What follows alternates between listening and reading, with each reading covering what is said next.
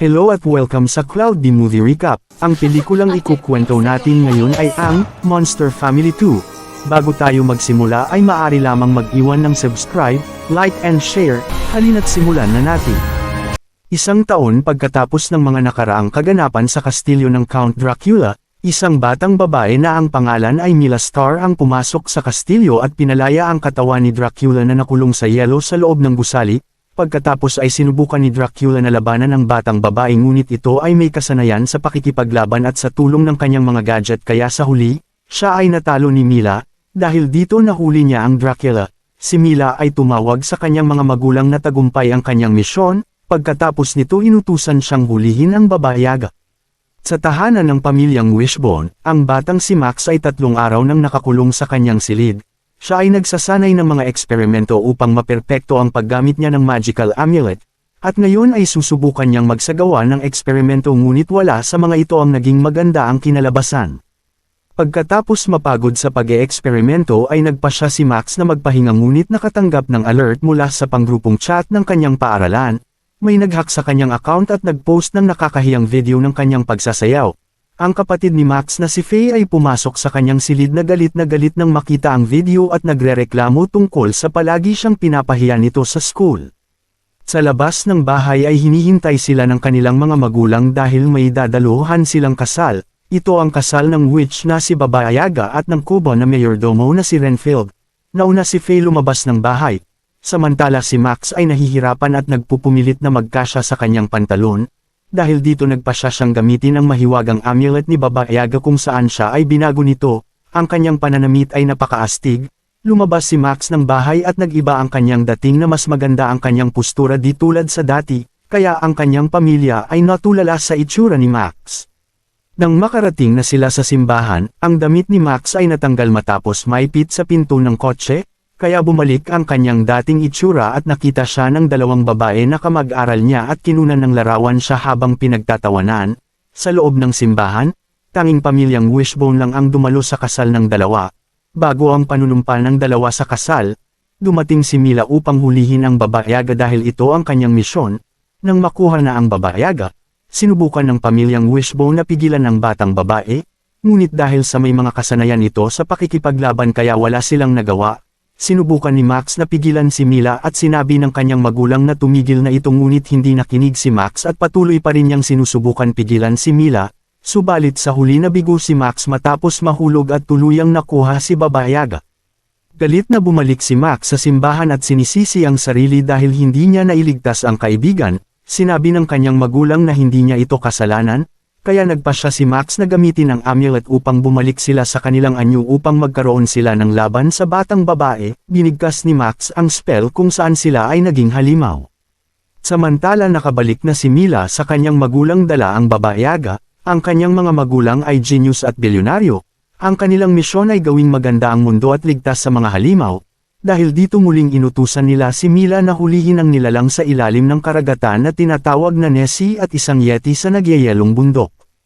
Sa lungsod, ang pamilyang Wishbones ay hindi masaya dahil gumana muli ang sumpa sa kanila. Ngunit nagpasya sila na gagamitin nila ito upang maibalik si Baba Yaga at Renfield. Gamit ang mahiwagang amulet na tagpuan nila si Mila at ang lokasyon nito at nadiskubre nila na patungo ito sa Scotland. Sinubukan nilang mag-teleport gamit ang amulet at spell, ngunit hindi ito gumana kaya sila ay bumalik lamang sa kanilang kinatatayuan. Nagpahayag si Frank sa kanila na gamitin ang eroplano ni Dracula upang makapunta sa Scotland, samantala ang ina nila ay biglang nagutom at natakam sa dugo kaya binuhat ito ni Frank para hindi masaktan ang kanilang anak. Natagpuan na nila ang eroplano at hinipnotize ni Faye ang lalaki para hindi makapagsumbong sa mga pulis. Sa loob ng eroplano, mas naging marahas si Emma sa kanyang anak na si Faye at nais niyang atakihin ito. Sa kabutihang palad nakakita si Max ng plasma pill at agad na pinakain ni Faye sa kanyang ina at ilang sandali lang ay bumalik ito sa kanyang sarili at humingi ng tawad kay Faye. Dito nga ay nakarating na sila sa Scotland at natagpuan nila si Mila.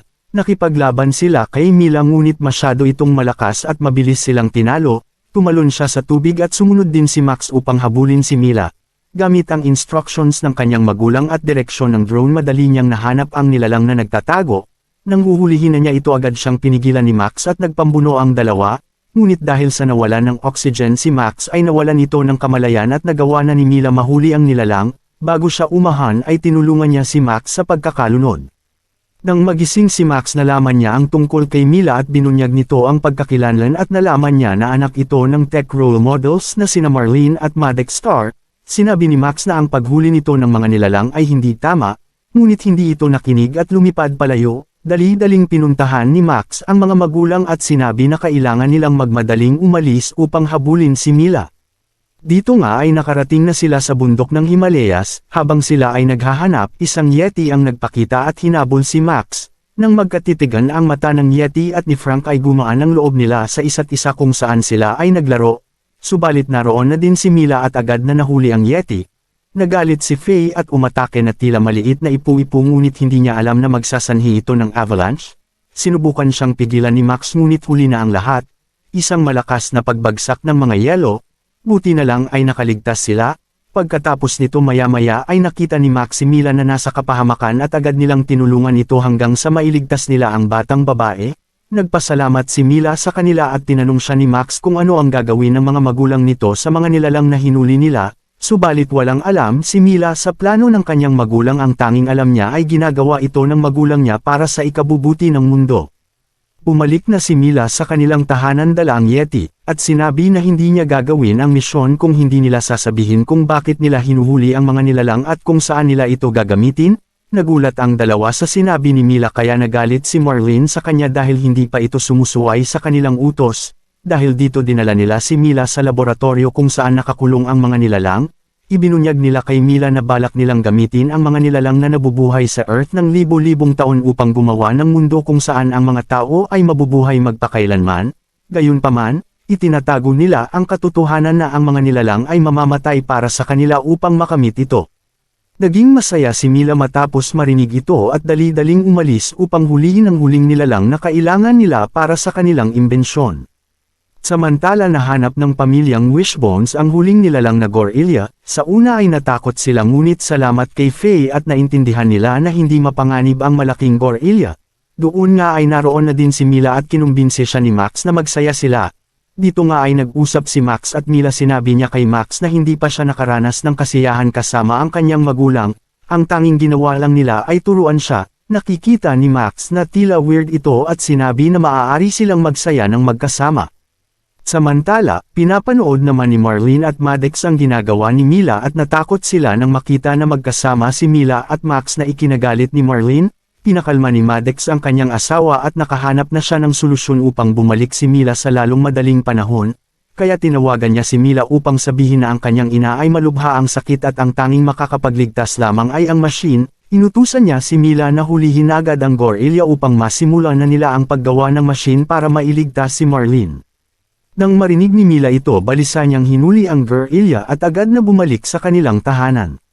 Dito nga ay inilagay na ni Mila ang gorilla sa kulungan nito, pinagana na ang machine at dumuloy na ang mga enerhiya ng mga nilalang patungo sa isang pod sa gitna nila.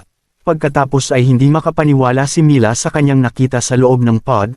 Sa halip na si Marlene ang nandoon, isang batang babae na kamukha niya ang bumangon doon. Nagpakita ang kanyang ina at ibinunyag kay Mila ang katotohanan sa kanya. Sila ay nagsinungaling tungkol sa kanilang planong mabuhay ang mga tao magpakailanman, dahil nalaman nila na imposible na mangyari iyon, kaya nagpasya sila na kunin ang lahat ng nilalang at gumawa ng perpektong robot at bigyan buhay ito na parang tunay na tao. Binunyag ni Maddox at Marlene kay Mila na hindi nila tunay na anak ito at kinuha lang nila ito sa bahay ampunan. Dahil sa hindi sila nakontento at nasiyahan kay Mila kaya nagpasya sila na gumawa ng robot na magiging tao gamit ang kapangyarihan ng mga nilalang. Nasaktan si Mila sa kanyang narinig at umalis ito, inutusan naman ng Stars na sundan si Mila. Sa kagubatan, nadismaya si Max nang traidorin sila ni Mila, sinubukan niyang hanapin ito ngunit mahirap itong mahanap ngayon, kaya nagpasya sila na gamitin ang amulet at subukan muli mag-teleport kung nasaan si Mila. Ngayon ay gumana ng maayos ang spell at na-teleport sila sa kinaroroonan ni Mila. Humingi ng tawad si Mila sa kanila at sinabi ang mga nalaman niya sa kanyang magulang. Naniwala si Max kay Mila at pinatawad niya ito. Maya-maya ay dumating ang robot na Mila. Tinutok ni Mila ang baril ngunit agad itong sinipan ng robot. Sa pagpapatuloy ng kanilang laban kinuha ng robot ang jetpack ni Mila at nahulog ito. Agad na tumalon si Max upang iligtas si Mila at ginamit ang amulet at nakabalik sila kung nasaan ang kanyang pamilya. Nagyakapan ang pamilya at ang sumpa ay unti-unting nawawala ngunit huminto ito dahil hindi masaya si Max dahil si Mila ay mawawalan ng tirahan.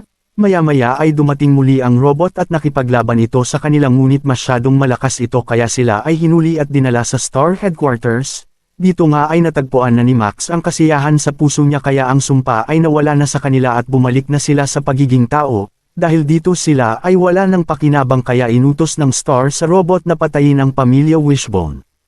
Ilan sandali lang ay dumating ang mga paniki dala ang mga gamit ni Mila, agad na binaril ni Max si Maddox at pinaliit ito. Ang dalawang magkamuka ay nagsimula ng maglaban habang pinapakawalan naman ng pamilyang Wishbone ang mga nakakulong na nilalang, samantala sina Marlene at Maddox ay tumakas sakay sa kanilang chopper. Habang patuloy pa rin ang paglalaban ni Mila at ng clone niya, si Max ay nagawang mahuli ang robot gamit ang baril. Maya-maya ay nagising si Dracula ay nagnanais na maghiganti ngunit agad din siyang pinaliit ni Max. Ang gusali ay nagsisimula ng gumuho at dali-dali silang tumakbo paalis sa lugar, matagumpay silang nakaligtas at ngayon ay bumalik sila sa simbahan at ipinagpatuloy ang kasal nina Baba Yaga at Renfield. Dito na nagtatapos ang pelikula. Salamat sa panunood hanggang sa susunod na video.